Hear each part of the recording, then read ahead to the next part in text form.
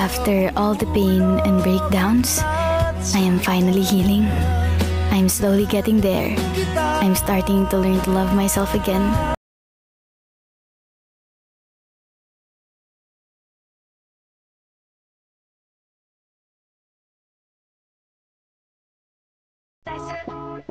She gave me sight, she keeps on looking from left to right. But come on, get closer. Look in my eyes, searching is so wrong. I miss you right. Takot lang sa ipis, Martin agad. Ano gusto mong sabihin ko? Wow, ipis! Come to my...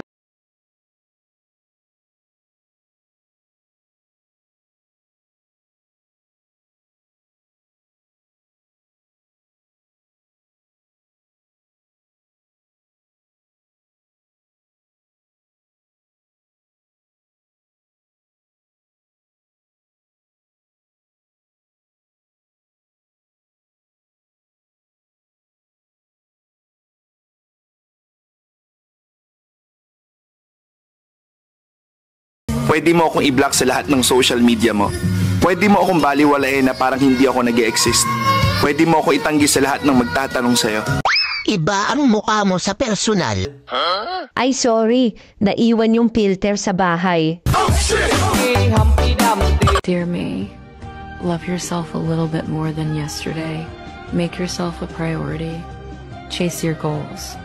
Be grateful for the things you have. Be proud of yourself and celebrate the amazing woman you are. Nagtatanong ang